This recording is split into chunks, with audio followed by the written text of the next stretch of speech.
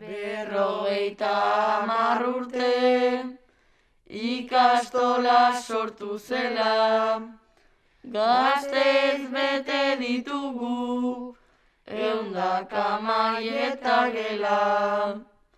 Inoiz ez dugu ahaztuko, ikastolako arbela, denek tratatu gaituzte, haien umei bezala. Ikastolak eman digu, euskara maila itzela, herri euskaldun izaten, jarraitu dugu horrela. Eskerrik asko bat motza, geratzen da dena dela.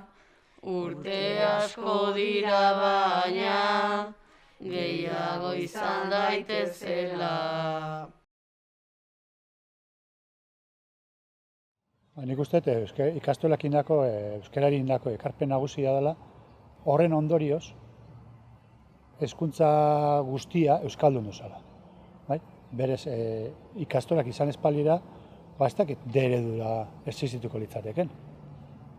Ikastolan eraginez sortu zen, ikastetxe publiko ia guztietan D eredua ezartzea.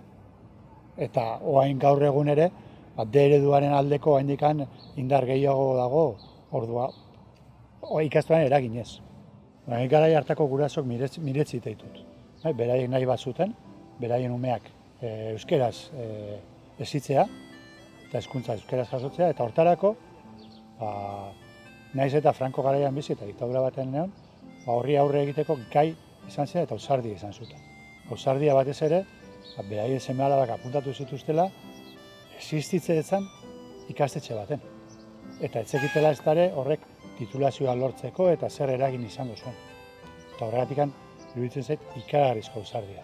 Ikastola betidanik izan da herriko eragile nagusia edo nagusitako bat. Eta ez bakarrikan ikastolak herrin eragin, baizik eta guk nahi deuna da ikasleak eragilek izatea.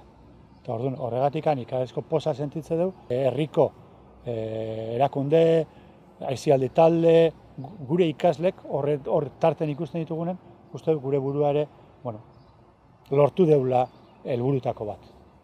Gure ikaslek euskararekiko oso inplikatuta ikusten ditut, baina egia da badaudela hor zenbait arazo. Nahiz eta kontziente izan beraiek euskaldunak diala,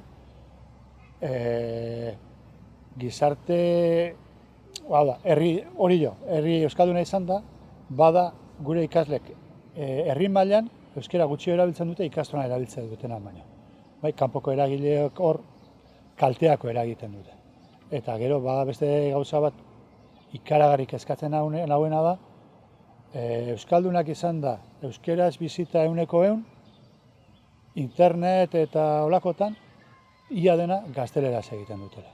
Eta hori zait buruan kabitzen. Etzak hori gabezi ikaragarri bada, eta berdina gertatzen da literaturarekin ere. Esaten dute askotan, errezago irakurtzen dutela gaztelerazkoa, euskerazkoa gara. Hori nik ezin dut sinistu.